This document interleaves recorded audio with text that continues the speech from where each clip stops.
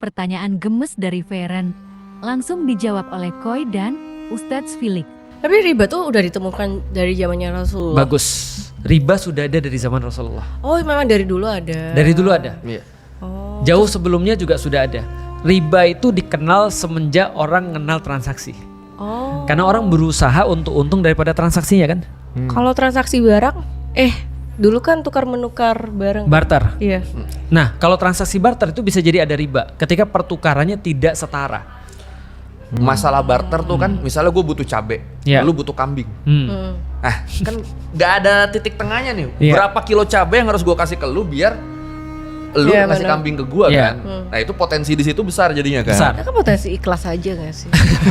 Iya bisa sih. Kalau iklan bukan jualan namanya. Ya, cuma kalau udah ikhlas ya udah, Iya. nggak jadi transaksi. Kalau itu Iya, bukan iya. bukan jualan namanya. Namanya ikhlas namanya. Sedekah namanya itu. Kalau terlalu Bank juga kalau lu minjem, ini ikhlas ya udah nggak ada Iya. ribanya selesai nggak apa-apa Kalau kayak sedekah gitu. nggak ada kan ribanya beda. sedekah.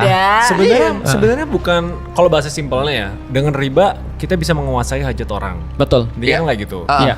Tapi bukan cuma riba doang, tapi konsep hutangnya kan. Misalnya kalau Betul. dengan riba kan harus dibayar atau Betul. nggak ada barang yang kita ambil. Betul. Ha-ha. Kalau misalnya menghutangkan, kalau di Islam kita boleh menghutangkan Ya. asal nggak ada riba. Mm-mm. Dan kalau dia nggak bisa bayar, kita nggak bisa paksa. Betul. Iya. Gitu kan? Kalau di dalam Islam betul kita nggak bisa paksa. Kita nggak bisa paksa. Jadi Betul. ibaratnya bisa aja kalau dia nggak bisa bayar itu kita ikhlasin gitu loh. Iya, itu menjadi opsi.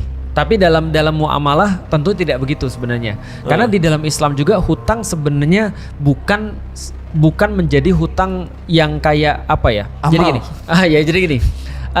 Bukan amal betul. Jadi di dalam Islam hutang tuh justru dinilai lebih ngeri daripada hutang di dalam sistem riba. Jadi dia benar-benar kayak apa ya? Yang bisa menyebabkan kita tuh ibadahnya hilang semua.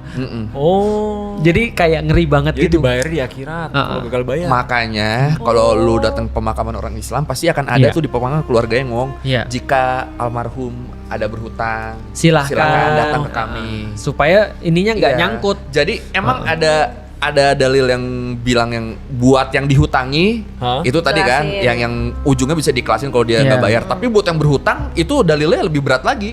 Dalil untuk segera melunasi itu tuh ada juga. Iya. Tapi kalau udah diikhlasi ya hilang dosanya dong. Kalau si yang kalau udah Betul. diklasin udah. Iya. Iya.